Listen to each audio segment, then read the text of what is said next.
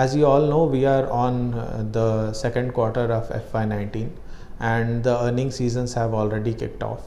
Some of the important developments that have characterized this quarter are the default of the IL&FS group, the change in management for some of the private sector banks, as well as the change in the RBI stance in terms of liquidity, as well as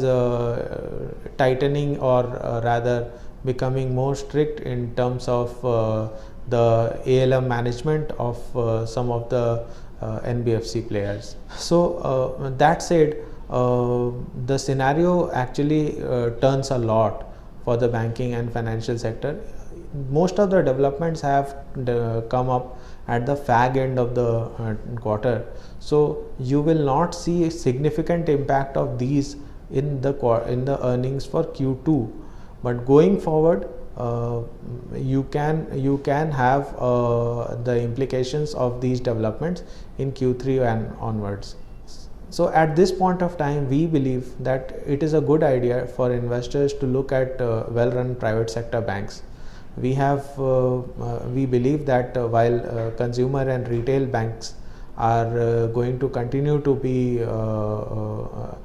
able to maintain their margins as well as see a strong growth on their business and books, we believe that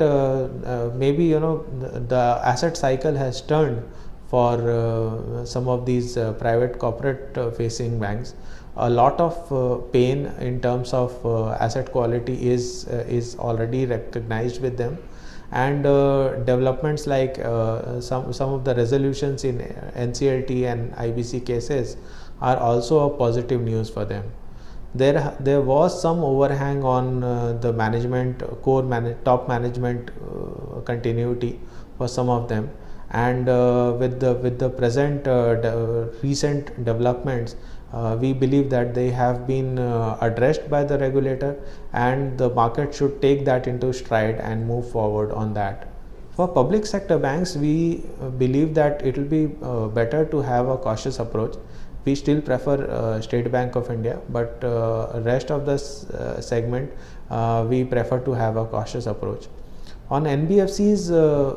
we believe that a significant amount of change has happened in terms of how the regulator perceives, as well as some of the other developments that we all are aware of in the financial markets. Suffice to say that going forward, the incremental loan growth for NBFCs as well as funding costs and their own ALM management is going to be a challenge for most of them, and so hence we believe that it will be a good strategy to be cautious on that segment as well.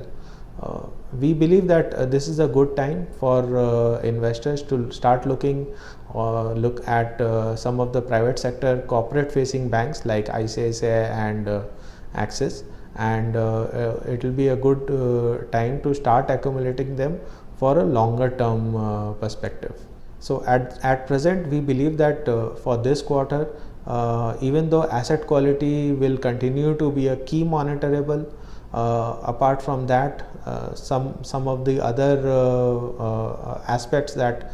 would be looked at would be the softer other income because of the bond yield, bond movement volatility that was there during the quarter, and as well as some of